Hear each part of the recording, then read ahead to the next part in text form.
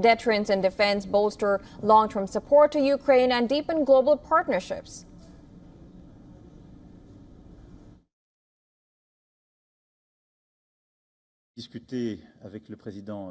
I'll refrain from commenting on American domestic politics. We all slip up sometimes. It has happened to me, and it could happen again tomorrow. I would ask.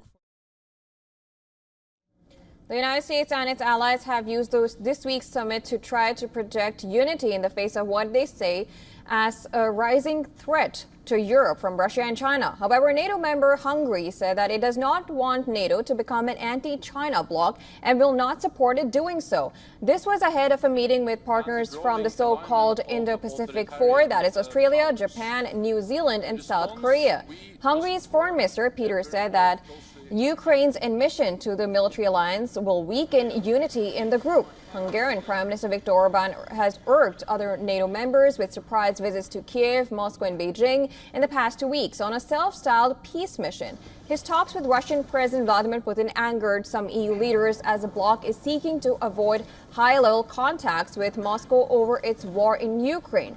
On the other hand, Turkish President Recep Tayyip Erdogan said that any possibility of a direct confrontation between Russia and NATO was worrying. Now, reactions also came in from China after NATO's declaration included sharp words about China, calling it a decisive enabler of Russia's war in Ukraine. China's foreign ministry said that declaration was biased and sowing discord. Nonetheless, Ukraine has been the primary focus for NATO, with Biden earlier in the day announcing a new military aid package and pledging to Zelensky, and I quote here, "We will stay with you, period." Zelensky said Ukraine is very close to achieving its goal of NATO membership. NATO members issued a declaration in support of Ukraine, promising additional aid and pledging to support its irreversible path to NATO membership. Now, NATO leaders were holding a 2-hour session with Ukrainian President Zelensky.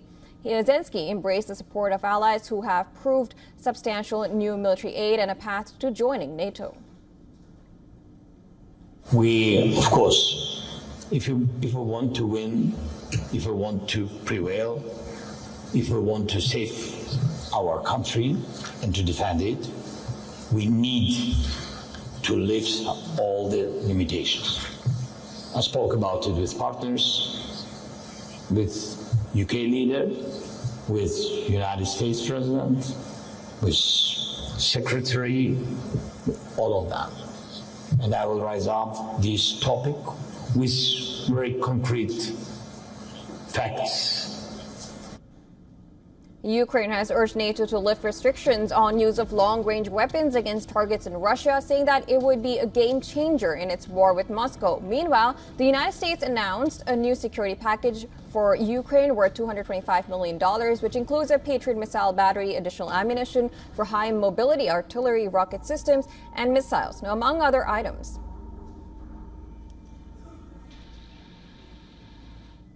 Now, Susan, I'm coming back to you now. Now, NATO members seem to be divided over a lot of issues. This includes Ukraine-Russia war. We know that the Hungarian Prime Minister went on a self-styled peace mission from Kiev to Russia to Beijing, which did put off some NATO members.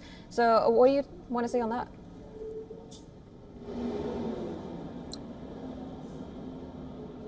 Yeah, I mean, NATO has been divided for some time now, and while they don't air those grievances in public, we do see things, coming out, as you mentioned. It's not only Hungary, but there are a number of other countries that seem to be very invested in Ukraine winning the war against Russia, but ultimately see that there may not be a light at the end of the tunnel because of Russia's advances.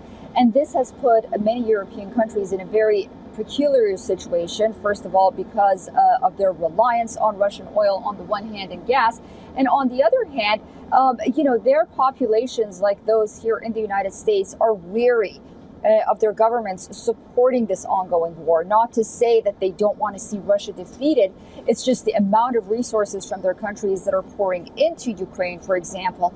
And then they see the Ukrainians being killed, women and children being left without, just complete families.